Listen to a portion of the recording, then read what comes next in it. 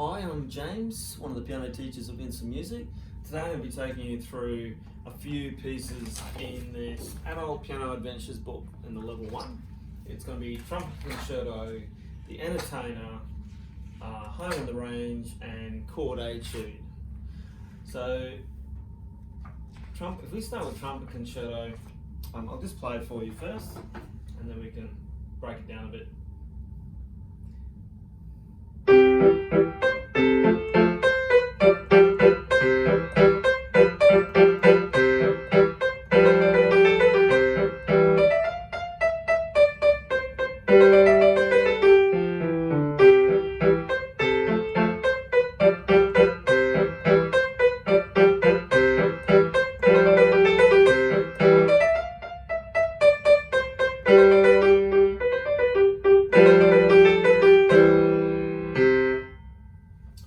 Right, so this piece starts, we're in the key of C major.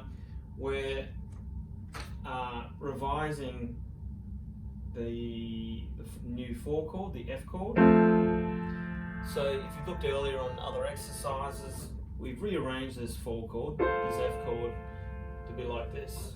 And what that is you're taking the F chord, you're taking that top note, put it down the bottom, so you end up like this. And it's good because it makes a sort of a close transition position. Close transition to the C chord, back to the F chord, or the 1 to the 4 chord. So this has lots of that. Also it's got that 5-7 chord in, even though the 5-7 is just a part of the chord. So you might be used to doing that on 5-2-1, but a lot of the 5-7 in this one is just the top 2 notes, that second. So playing that left hand for a bit.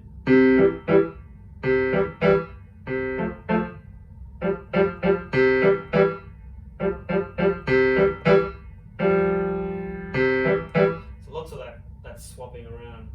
So that's a good thing to get used to.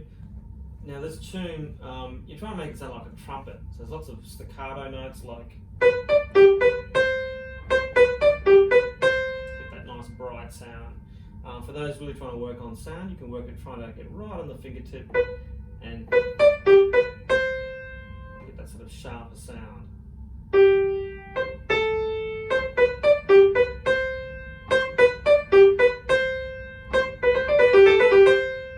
Now that's quite a fast speed. So when you're attempting this and you're beginning, you're probably going to slow it down a lot further.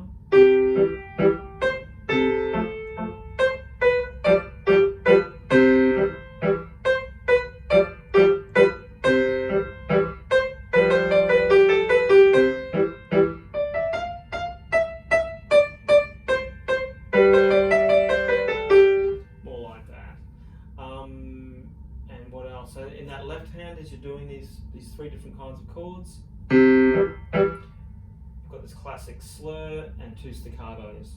So it's kind of a sync lift on your hand. Sync lift.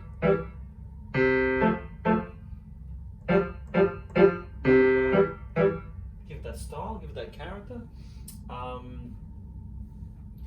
And yeah, it's got, just watch those little crossovers as well. So bar 11,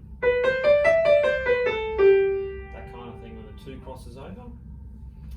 And what else? Yeah, these phrases like a bar 7 and bar 11. Just take some time to get nice and even between each note.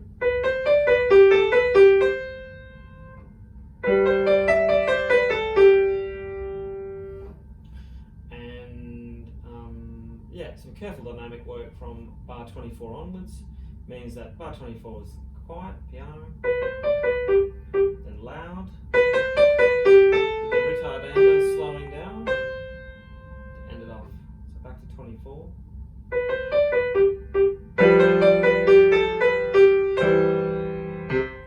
Yeah, and just taking care to keep that left hand under the right hand in dynamic. So it should be quieter than your right hand basically.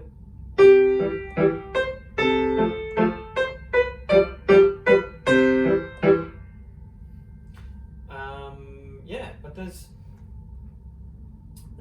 the Trumpet Concerto arranged by Haydn, well, Haydn didn't arrange it. Haydn wrote the original, and this has been arranged in this book. What else have we got here? So the Entertainer, another classic. So introducing all accidentals in this one. Do believe you have your sharp, like in that pre-bar, got the D sharp, which happens a lot with D sharps everywhere, and an F sharp 2 in bar 13. Then you've got, in bar 26, you've got the left hand doing B flat, and also 28, A flat. So all those accidentals are used. I don't think, even though that, yeah, we're talking about the concept of the natural, it doesn't actually appear in here. So it's just sharps, just flats. Okay, it sounds like.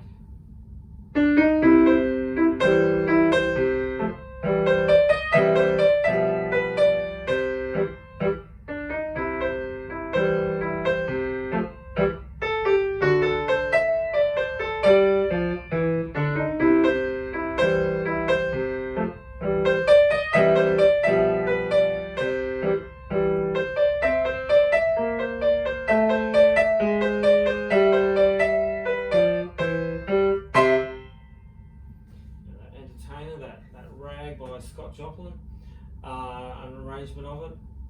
So yeah, lots of syncopation coordination work between the hands to really get around.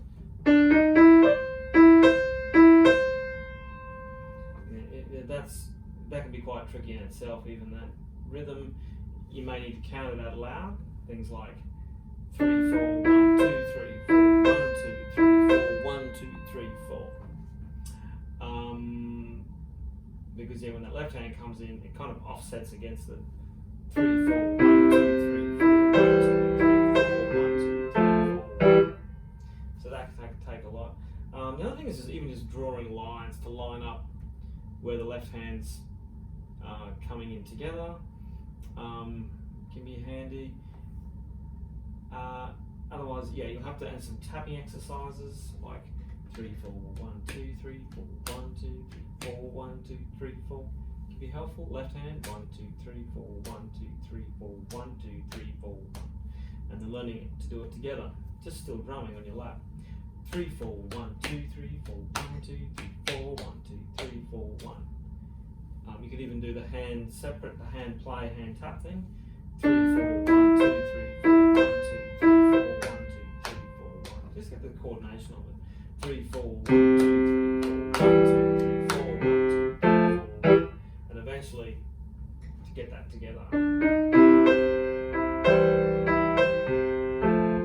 Now I'm speeding it up for the sake of the video, but you could slow that right down, of course. Slow is always better to build that foundation. The same with this, it's like the fingers, reminds me of like sort of tap dancing here. Your legs are kind of twisting around, in this case the fingers. So from bar 4, sort of subtle finger changes. So you're starting off on 1, 1, 2, 3, 4. So that can feel a little bit cramped if you haven't tried that kind of playing before. 1, 2, 3, 4, and then your 2 swaps to C. It takes a little bit of getting used to. 1, 2, 3, 4, 2, 3, 4. It's like if your hands compress for a moment and then it expands out. It's a helpful way to think about the physical nature of that. Now after that point, your fingers are just sitting nicely on the keys. And again, there's some interesting syncopations to figure out.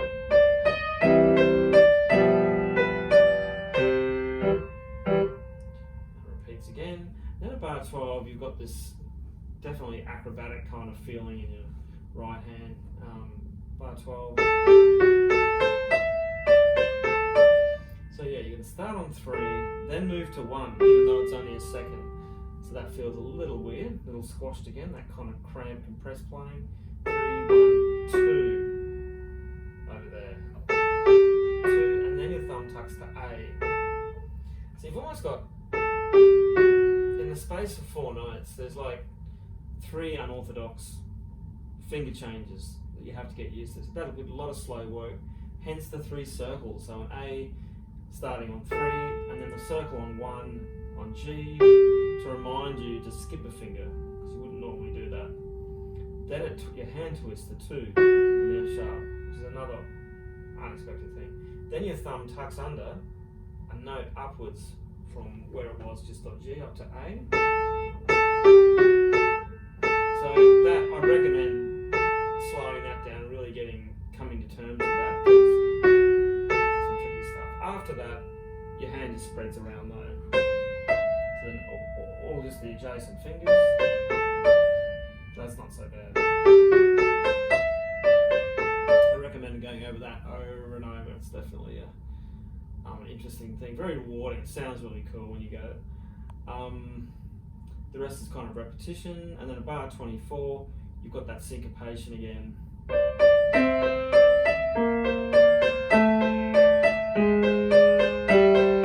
all the way up to there, it's like 3, 4, 1, 2, 3, 4, 1, 2, 3, 4, 1, 2, 3, 4, 1, 2, 3, 4. Or right, together, right. That's it. Right, together, right, left, right, together, right, left, right. We sometimes, even just going back to the right and the lefts, it makes sense. What's together? What's coming before the other? So like in bar 25, you've got that right on the 4th beat, right before the left on bar 26. Right, together, right, left, right, together, right, left. Yeah, and sometimes just going through that can be a helpful thing. But yeah, it sounds really cool. It's like those ends of those video games. It reminds me of, like, I don't know if you guys have ever played what's it called? Pac-Land. It's like the cartoon game. Not Pac-Man, but the cartoon. They made a Pac-Man and then turned that cartoon into a video game. And it's got this thing at the end where it's got a sort of descending figure in the bass line. This reminds me of that anyway, from my childhood. So there you go, entertainer, Scott Joplin. Yeah, interesting history on that guy too, you should read up on him. But Home on the Range, so this is page 150. This is another lead sheet. For those who don't know what lead sheets are, they are where you just give you a melody in the treble clef. They give you chord symbols above, and you have to improvise those chord symbols in your left hand. Now here there's a bit of a sort of a key or a legend of 3 kinds of chords. So by now you would have covered C, F in that second inversion, and also G7 in that first inversion. Well, they sometimes called close position of those primary chords. So yeah, the lead is the melody, so Home in the Range. I really don't like this song, but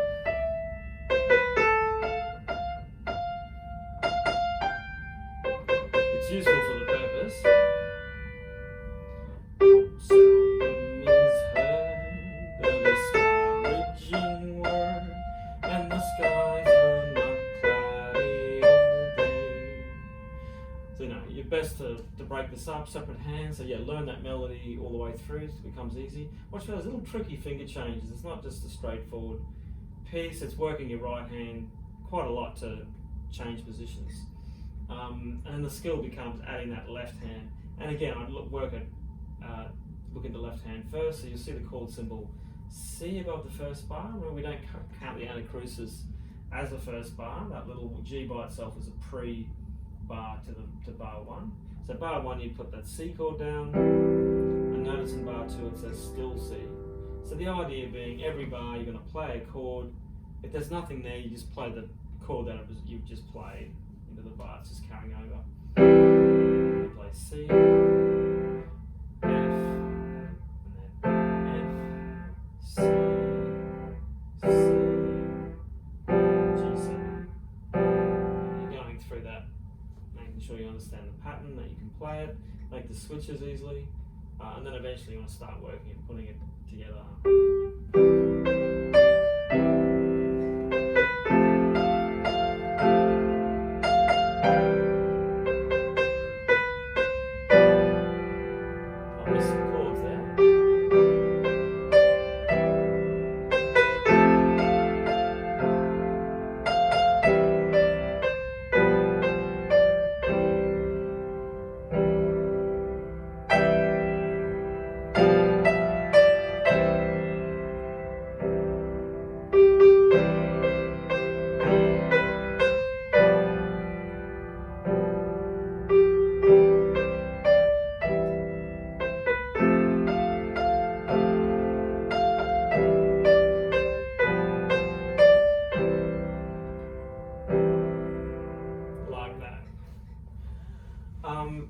home in the range.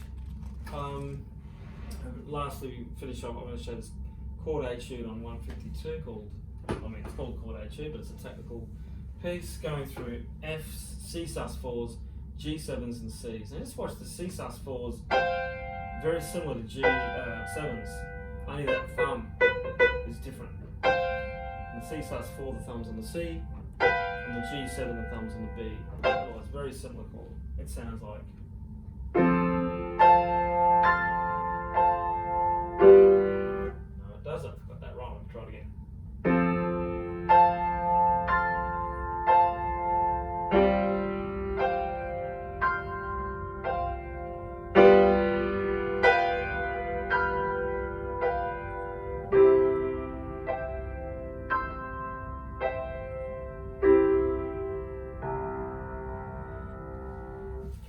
Not a bad sounding piece. Exploring those 4 chords. Most of the skill and the challenges in that, the changing and revising your keyboard geography so your hand gets used to moving around that keyboard. But other than that, they're just 4 chords: F, C sus4, G7, and C.